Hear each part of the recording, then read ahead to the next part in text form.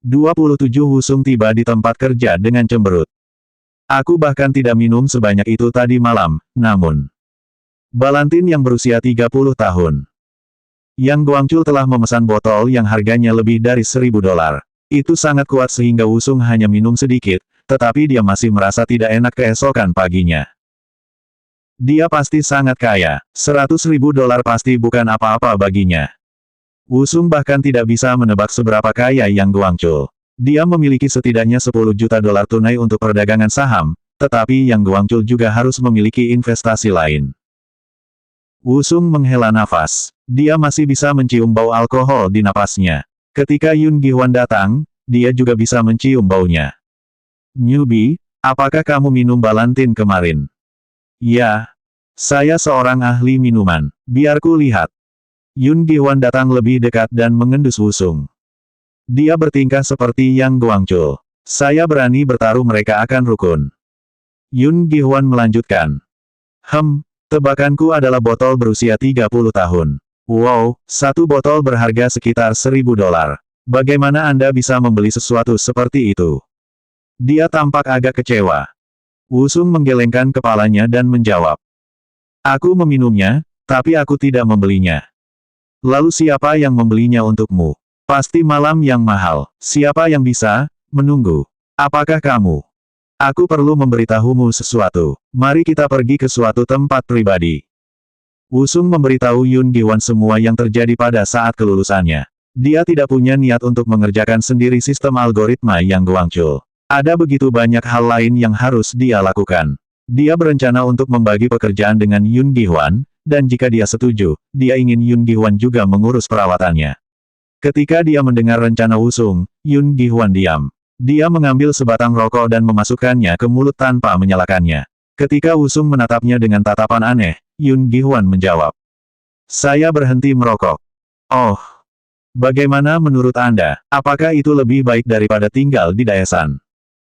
Akan lebih baik tinggal di sini untuk saat ini, tetapi ketika kita mengembangkan sistem, itu akan tergantung pada seberapa baik kita melakukannya.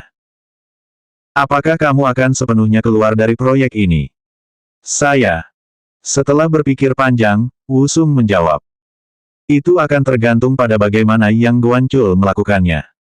Jadi aku akan bertindak sebagai pengintaimu. Saya akan memata-matai dia untuk Anda. Benar, tetapi Anda akan menghasilkan lebih banyak uang. Dengan keahlian Anda harus bisa melangkah jauh dengan sistem, tetapi jika Anda tidak mau, Anda tidak harus melakukannya. Dia tidak berpikir lama. Yun Gihuan membuang rokoknya. Aku akan melakukannya.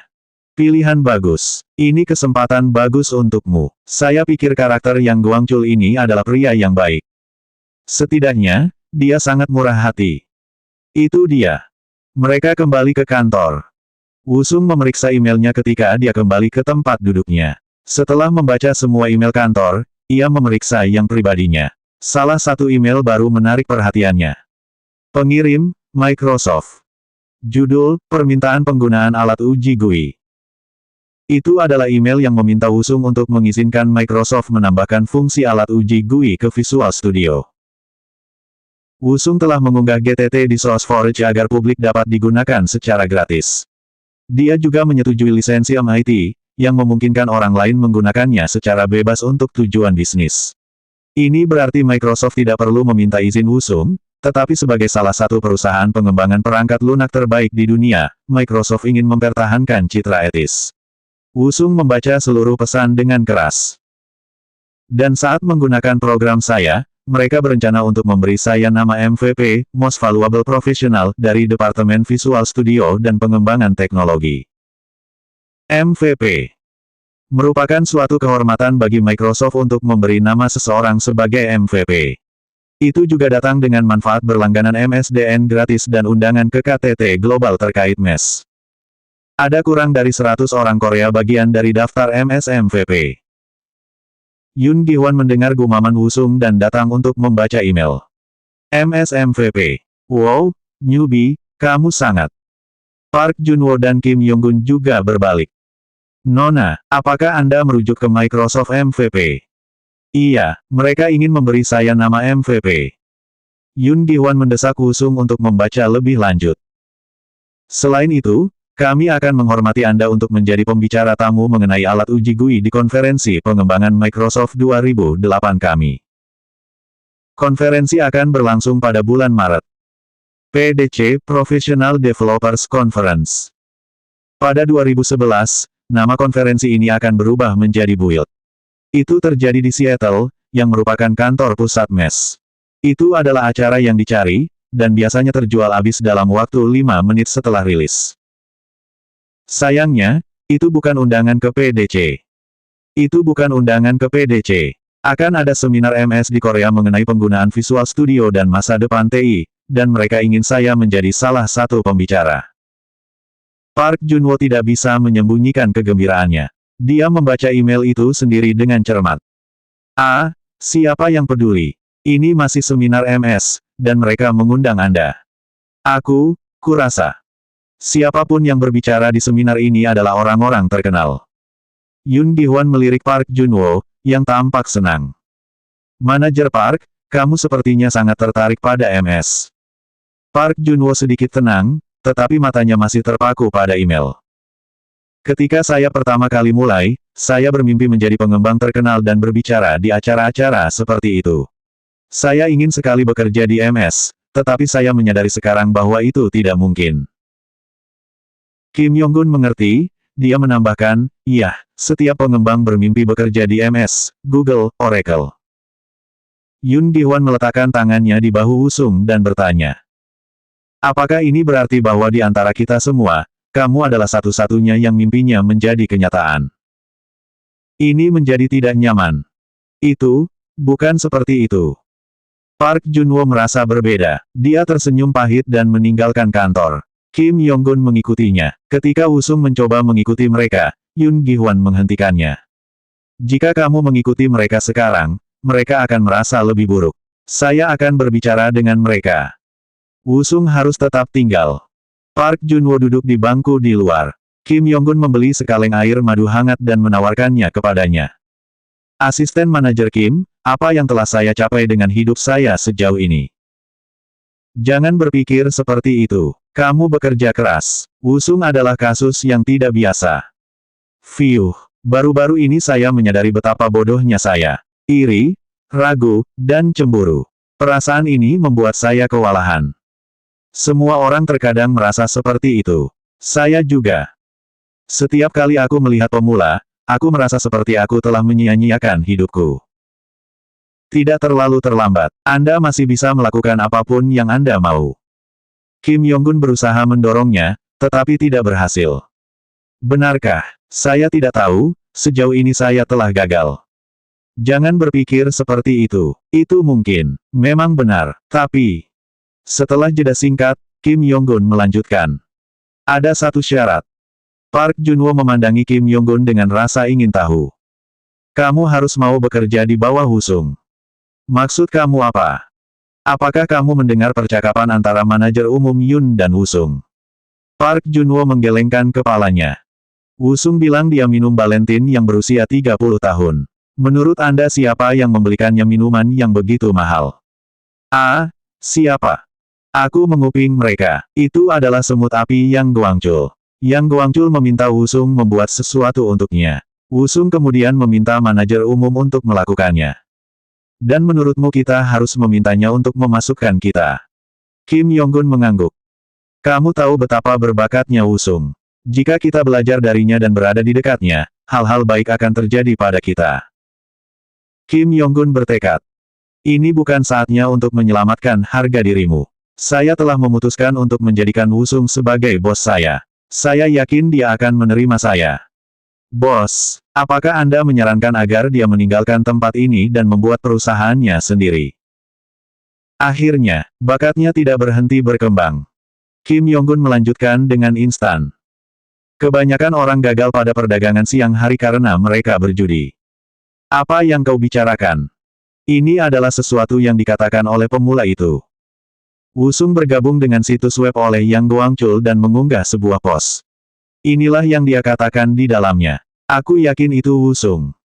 Kim Yong-gun mengikuti pernyataannya dengan cepat dengan binar di matanya. Apakah Anda tahu berapa banyak pandangan yang ia miliki di posnya? Lebih dari 30.000. Dia bukan manusia biasa. Park Junwo merasa pahit. Dia tidak pernah bisa dibandingkan dengan Wusung. Saya telah memutuskan, saya akan mengikutinya kemanapun dia pergi. Dia akan menjadi seseorang. Tiba-tiba, seseorang meneriaki mereka dari belakang. Dan bagaimana kamu tahu dia akan membawamu? Kim Yonggun melihat sekeliling dengan kaget. Yun Gihwan berdiri di sana. Dia tampak marah. Manajer umum. Aku bertanya-tanya apa yang sedang kalian lakukan. Anda telah mengadakan pertemuan sendiri. Tidak seperti itu.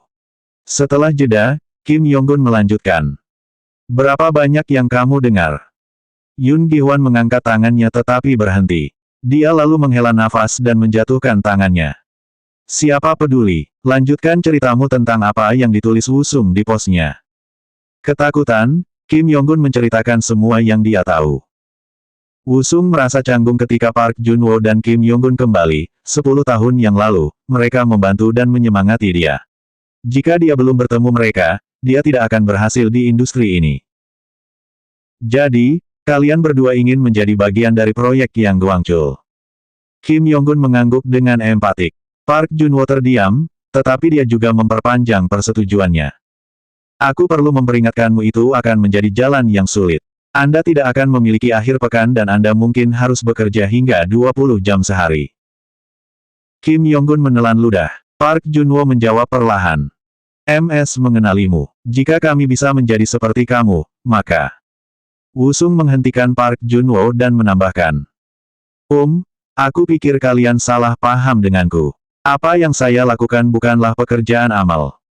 Park Junwo tersentak mendengar suara dingin Wusung. Jika itu tidak menguntungkanku, aku tidak akan melakukannya. Park Junwo mengerti apa yang dia lakukan salah. Aku tahu betul bahwa kalian adalah orang-orang hebat, tapi hanya itu. Saya tahu Anda bisa melakukan pekerjaan Anda di Daesan, tetapi apapun di luar, saya tidak yakin apakah Anda memiliki keterampilan. Wajah Park Junwo memerah karena malu. Kim Yonggun menyadari situasinya dan keberatan. Lalu apa yang harus kita lakukan? Justru fakta yang kamu tanyakan padaku adalah masalah. Anda terlalu bergantung pada saya. Manajer umum Yun mungkin bukan orang yang paling baik, tetapi dia tahu apa yang dia lakukan. Dia jarang meminta bimbingan saya. Kim Yonggun menutup matanya. Park Junwo membuang muka dan bertanya. Jadi maksudmu, tidak? Wusung tidak ingin mereka ditolak. Mereka memberinya kesempatan 10 tahun yang lalu, dan Wusung ingin melakukan hal yang sama untuk mereka. Mari kita lakukan dengan cara ini. Kalian berdua harus memimpin konsultasi perubahan proses pengembangan kami saat ini. Jika Anda dapat menyelesaikannya dengan sukses, saya akan membawa Anda. Kim Yonggun menjawab. Tapi. Park Junwo memandang Wusung dengan tekad. Itu ide yang bagus. Aku toh tidak ingin menjadi beban bagimu. Kalian berdua juga akan mendapatkan bonus berdasarkan hasil dari proyek ini. Jadi itu seharusnya menjadi situasi win-win untukmu. Wusung kembali ke tempat duduknya. Dia bisa melihat bagaimana tekad Park Junwo. Dia tahu dia bisa mempercayainya. Bab 28 pukul 6.30 sore. Akhir dari hari kerja, Park Junwo dan Kim Yonggun tampak bertekad saat mereka terus bekerja. Wusung mengambil tasnya dan mengucapkan selamat tinggal, tetapi tidak ada yang memperhatikan. Sampai jumpa besok. Yun Gihwan juga fokus pada monitornya. Mereka semua tetap duduk. Apakah itu karena apa yang aku katakan sebelumnya? Dia bukan orang baik, dia hanya melakukan hal-hal yang bermanfaat baginya. Itu berarti bahwa dia akan menjatuhkan apapun atau siapapun yang tidak perlu. Jika mereka ingin bekerja dengannya, mereka harus membuktikan keterampilan mereka. Jika mereka ingin bersamaku, ini yang bisa mereka lakukan. Wusung meninggalkan kantor. Begitu dia pergi, Wusung menerima teks. Aku mengirimimu deposit $100.000. Wusung segera menjawab. Terima kasih. Seperti yang saya katakan sebelumnya, saya akan mengirimkan sistem kepada Anda dalam format dokumen pada hari Rabu depan. Saya tidak akan bisa menyelesaikan semua detail, jadi mohon dipahami. Haha, apapun yang kamu katakan. Saya percaya Anda, adik kecil. Wusung tahu apa artinya itu. Lakukan apapun yang menurutmu perlu. Kamu tahu apa yang harus dilakukan. Jaga baik-baik. Kamu bisa melakukannya sendiri. Permintaan samar selalu yang paling menakutkan. Wusung segera menjawab. Aku akan melakukan yang terbaik. Hahaha, tentu saja. Wusung menarik napas dalam-dalam. $100.000. Dia selangkah lebih dekat ke tujuannya. Ketika dia sampai di rumah, Wusung menyalakan komputernya dan memeriksa rekening banknya. $122.400.50. Dalam kehidupan sebelumnya, ia membutuhkan waktu 10 tahun untuk menghemat $100.000, tetapi kali ini, dibutuhkan kurang dari 2 bulan. Aku akan memastikan untuk menambahkan lebih banyak nol ke saldo saya. Dia merasa bangga pada dirinya sendiri. Dia pergi ke arah yang benar. Ibunya memanggilnya saat itu. Nak, makan malam sudah siap. Berada di sana. Wusung mentransfer $20.000 dan meninggalkan kamarnya. Meja makan telanjang dengan hidangan sederhana, tapi itu lebih memuaskan Wusung daripada makan di hotel mahal. Bu, saya baru saja memindahkan Anda $20.000, jadi bayar kembali sisa hipotek Anda. Kim Menjung gemetar saat dia bertanya. Apa? Aku melakukan proyek tambahan dengan cowok yang kamu temui dan aku dibayar lebih. Kita harus membayar kembali semua utangnya terlebih dahulu. B. Tapi kamu sudah memberi kami $20.000. Anda mendapat $20.000 lagi. Wusung mencoba mengubah topik.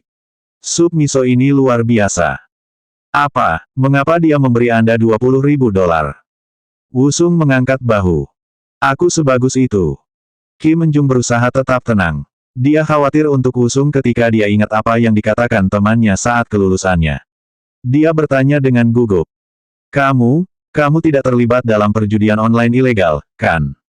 Wusung diproklamirkan dengan percaya diri.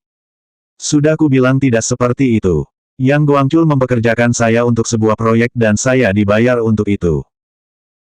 Kim Menjung masih cemas. Dia bisa melihat tangannya bergetar dalam kegelisahannya sendiri. B. Tapi mengapa dia memberimu banyak uang? Saya mendengar mobil yang dia berikan kepada Anda juga bernilai lebih dari $100.000, dan dia memberi Anda $20.000 lagi.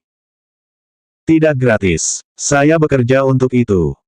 Kang Gichun menoleh ke Wusung dan berkata dengan serius. Wusung, aku mendapat sedikit lebih dari $1.000 sebulan sebagai penjaga keamanan. Anda memberitahu saya bahwa Anda akan menghasilkan kurang dari $2.000 sebulan. Dia terdengar marah. Dia pikir Wusung berbohong kepada mereka. Wusung menyadari bahwa orang tuanya tidak akan percaya padanya tanpa bukti. Dia membawa kontrak dengan Yang Guangchul dan menunjukkannya kepada mereka. Kang Gichun dan Kim Menjung membacanya dengan cermat. Kekhawatiran mereka berubah menjadi sukacita dan kebanggaan ketika mereka menyadari bahwa Wusung mengatakan yang sebenarnya. Wusung, ini nyata, kan? Iya, dari $700.000, bagian saya hanya sekitar setengahnya. Saya harus membayar rekan kerja saya dengan separuh lainnya. Bahkan kemudian, itu $350.000. Bersabarlah, aku akan membelikanmu apartemen yang bagus di Gangnam segera. Kim Menjung tidak bisa menahan emosinya. Kapan anak laki-laki saya tumbuh dewasa? Wusung menjadi emosional juga. Jika dia tinggal, mereka semua akan menangis. Aku tumbuh karena kamu memberi saya makan dengan sangat baik. Saya sudah selesai makan. Saya harus mulai bekerja. Wusung kembali ke kamarnya. Setelah mentransfer $20.000, ia memiliki $102.000 yang tersisa. Dia membutuhkan lebih banyak uang. Wusung memeriksa Kospi terlebih dahulu. 1734. Terlalu tinggi untuk membeli saham saat ini. Pada bulan Oktober, itu akan turun menjadi 900-an. Itu akan menjadi kesempatannya untuk menghasilkan uang. Dia berpikir tentang berkecimpung di real estate, tetapi dia tidak memiliki cukup dana.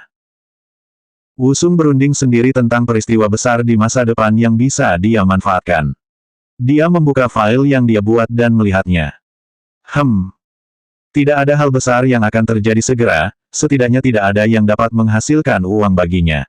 Satu-satunya hal yang bisa dia lakukan sekarang adalah bekerja pada sistem Yang Guangchul. Sebagian besar pemrograman terjadi dalam langkah-langkah berikut. 1. Menganalisa permintaan. Memahami persis apa yang diinginkan pelanggan. 2. Atur daftar fungsi. 3. Desain. 4. Berkembang. 5. Tes. 6. Pertahankan. Dia hanya memiliki waktu terbatas dan tidak cukup untuk dirinya sendiri. Dia melewatkan 2 langkah pertama dan langsung ke tahap ketiga. Desain. Ada banyak hal yang harus dirancang.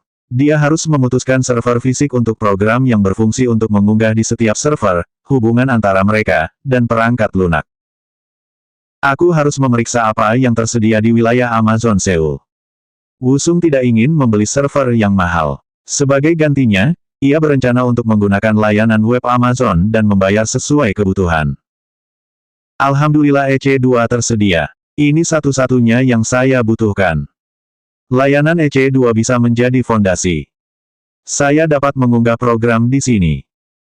Wusung memeriksa fungsi yang tersedia di AWS Amazon Web Services, dan merancang arsitektur sistem. Wusung merasa lelah saat ia pergi bekerja. Tadi malam dia akhirnya bekerja sampai jam 4 pagi. Dia hampir bekerja sepanjang malam kecuali ibunya memperhatikan cahaya di kamarnya dan bersikeras dia pergi tidur. Meskipun kelelahan, Wusung merasa senang. Tingkat konsentrasi saya luar biasa sekarang. Bukan hanya IQ-nya yang membaik. Konsentrasi dan kesabarannya juga meningkat. Wusung puas dengan keadaannya sekarang. Dia tersenyum ketika dia menyapa semua orang. Selamat pagi. Oh, hai.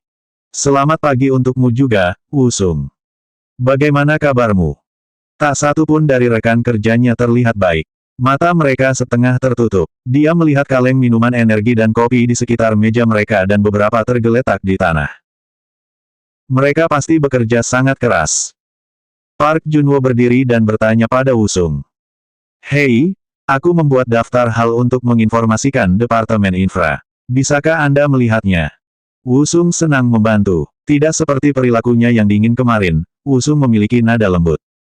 Haha tentu saja. Kim Yonggun juga berdiri dan meminta Wusung. Setelah kamu selesai di sana, bisakah kamu melihat kode tes saya? Tentu. Yun Gihwan juga bertanya pada Wusung. Pemula, setelah kamu selesai dengan keduanya, datang dan temui aku. Wusung akan menjawab ketika orang asing menyapanya dari belakang. Halo, saya seorang asisten manajer dari Daeyang System. Nama saya Jae-jin Kim. Saya ingin memberitahu Anda bahwa PM saya ingin melihat Anda sekarang. Wusung punya ide tentang apa pertemuan itu. Apakah dia berpikir untuk memberi saya pekerjaan itu? Ini lebih cepat dari yang saya harapkan. Wusung memandang Yun Gihwan, yang bereaksi seperti yang diharapkan. Kamu tidak bisa memerintahkan kami berkeliling seperti ini. Anda setidaknya harus mengirimi kami email untuk memberitahu kami sebelumnya. Ini tidak masuk akal. Kim Jae-jin menggigit bibirnya. Manajer umum. Sial, Kwon Tae-gyun bodoh itu. Kwon Tae-gyun. Dia adalah PM sistem Daeyang. Yun Gihwan merengut marah, tetapi Wusung menenangkannya. Mari kita dengarkan dia, tidak perlu menembak utusan itu. Yun Gihwan berdiri cepat sebagai tanggapan. Kim Jae-jin menatap Wusung dengan kagum. Wow, General Manager Yun benar-benar mendengarkan pria itu. Baik, ayo pergi. Kim Jae-jin menghela nafas dan membimbing mereka ke ruang konferensi Daeyang System. Selanjutnya bab 29.